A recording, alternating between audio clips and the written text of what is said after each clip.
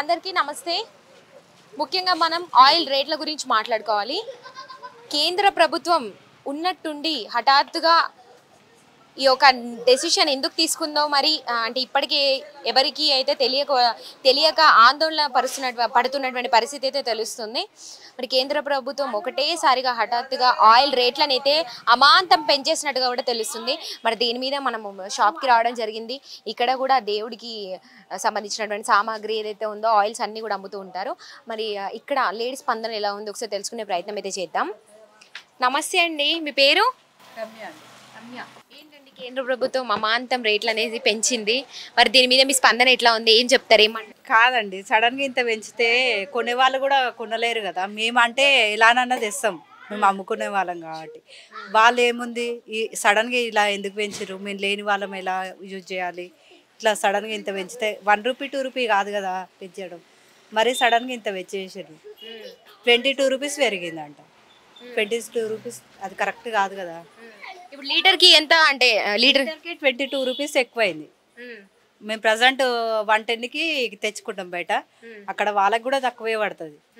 వాళ్ళు ఈరోజు వెళ్తే 132 రూపీస్ చెప్తున్నారు అక్కడే. మేము ఎలా అమ్మాలి? మేము ప్రజెంట్ మేము 130కి అమ్ముతాం లీటర్, కానీ వాళ్ళు అక్కడే 130 రూపీస్ ఉంటే ఇక్కడ ఎలా అమ్మాలి?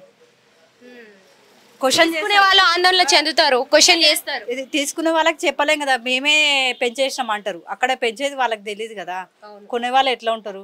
ఎందుకు సడన్గా ఇంత ఎందుకు పెరిగింది, మీరే చేస్తున్నారు ఇలా కదా, అర్థం చేసుకోరు కదా వాళ్ళు. వాళ్ళకి ఏం చెప్పాలి? మేమంటే ఎలానో అమ్ముకునే వాళ్ళని తెచ్చుకుంటాం, ఎలానైనా వేసుకుంటాం. కానీ కొనే వాళ్ళు కూడా ఆలోచన చేస్తారు కదా, ఇంత సడన్గా ఎందుకు పెంచింది ప్రభుత్వం, ఇది కరెక్ట్ కాదు కదా.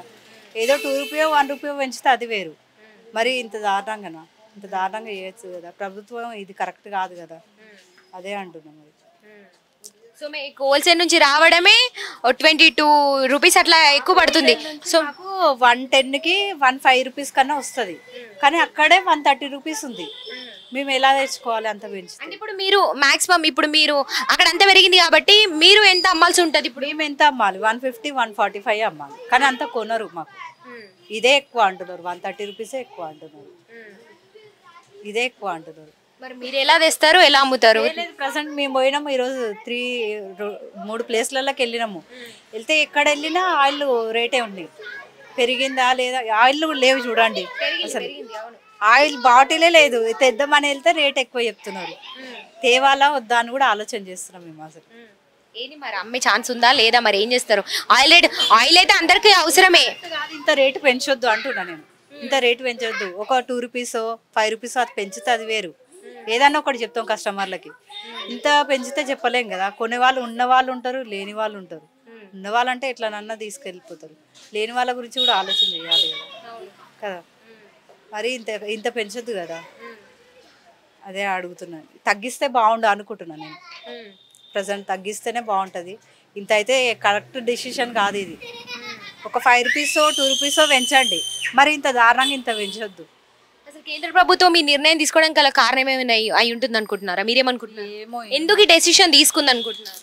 ఇది కరెక్ట్ అయితే కాదనుకుంటున్నా. ఎందుకు తీసుకున్నా ఇదైతే కరెక్ట్ కాదు కదా. లేని వాళ్ళు ఉంటారు, ఉన్న వాళ్ళు ఉంటారు కదా. మీ దగ్గర ఆయిల్ ప్యాకెట్లే లేవు, ఏం లేవా? ఏమి లేవు. ప్యాకెట్లు తెద్దామని పోయినాము మేము, బాటిల్లోకి వెళ్ళినాము, కానీ ఏది లేదు అసలు. ఇప్పుడు రేట్లు ఎక్కువ అని చెప్పేసి తిరిగి వచ్చేసారు. మరి ఇక్కడ మీరు ఎలా అమ్ముతారు? మరి మీకు ఎలా గిట్టుబాటు? అమ్మడానికి లేవని చెప్పుకోవడమే, మేము లేవని చెప్పుకోవడమే. తగ్గిస్తే తెచ్చుకున్నాం అనుకుంటున్నాం, లేకపోతే లేదు అనుకుంటున్నాం. అంటే ఆయిల్ అంటే అమ్మడమే మానేస్తారా? లేదు, తగ్గిస్తే తెచ్చుకుంటాం.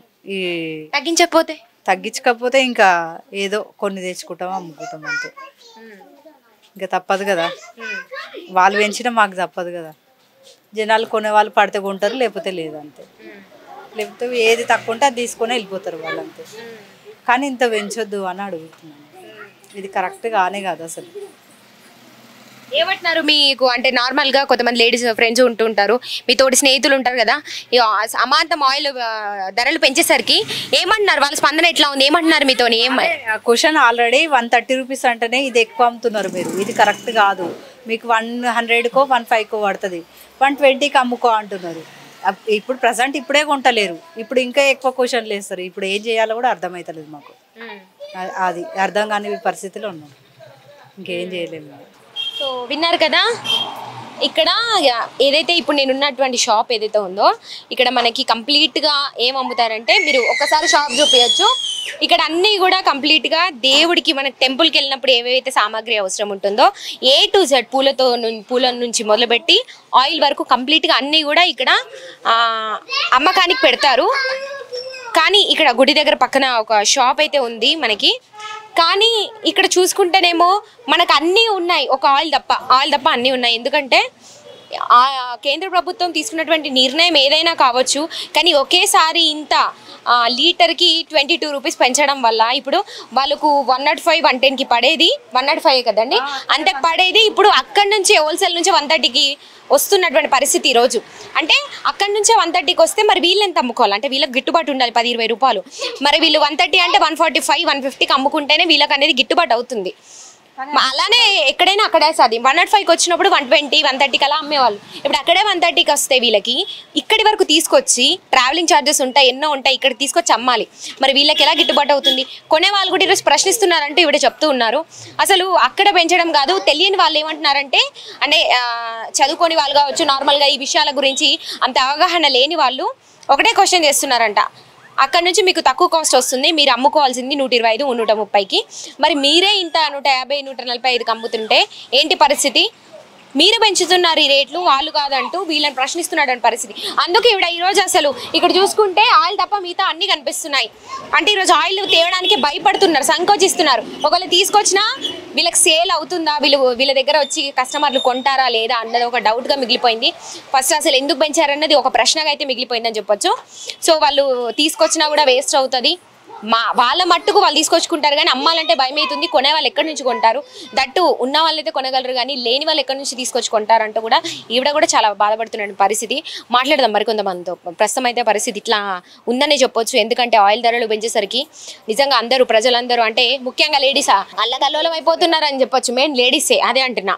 ఎందుకంటే వాళ్ళకి అసలు తలబట్టుకుని కూర్చున్నారు. ఎందుకంటే ఆయిల్ దేవుడి దగ్గరికైనా కావచ్చు, వండుకోనికైనా కావచ్చు, ఇంట్లోకి ప్రతిదానికి ఆయిల్ అనేది కంపల్సరీ ఉపయోగపడుతుంది. ఆయిల్ లేకుండా ఎలా అవుతుందండి? సో ఇప్పుడు ఆయిల్ ధరలు పెంచేసరికి అసలు కొనాలా తినాలా వద్దా అన్నటువంటి ఆలోచన వస్తుందంటూ కూడా చెప్తున్నారు. ఈరోజు కొంత ఆందోళన చెందుతున్నారని చెప్పొచ్చు ప్రజలు. మరికొంతమందితో మాట్లాడే ప్రయత్నం చేద్దాం. నమస్తే అమ్మ, మీ పేరు? నా పేరు రుక్మిణి. కేంద్ర ప్రభుత్వం ఆయిల్ ధరలన్నీ పెంచడం జరిగిందమ్మా, మీకు తెలిసే ఉంటుంది. మరి దాని మీద మీ స్పందన ఏంటి? స్పందన ఏందమ్మా, మామూలుగా ఇప్పుడు మధ్యతరగతి కుటుంబాలు అయితే బతకలేకపోతున్నామమ్మ. మా సంటోళ్ళకి అయితే అస్సలకే చేసుకొని బతికేటోళ్ళకి పైసా గలమే బతకాల అంతే. ఇది రేవంత్ వచ్చినప్పటి నుంచి అయితే మరీ చాలా నరకం అయిపోయింది. అన్నిటి ధరలు పెంచేసిండమ్మా. కూరగాయలు అయితే 60-70 రూపాయల కిలో ఉన్నాయమ్మా. ఎట్లా బతుకుతాం, ఎట్లా తింటామమ్మా చెప్పు? అలానే ఉంది నాన్న. అసలు బతకాలంటే చాలా ఏది ఉన్నా ఇప్పుడు ఒక 500 తీసుకొని పోతే అసలు ఏమీ రావట్లేదు నాన్న. ఒక 2 రోజులకు రావట్లేవు తెలుసా, నూనెలైనా పప్పులైనా ఏవైనా కూడా.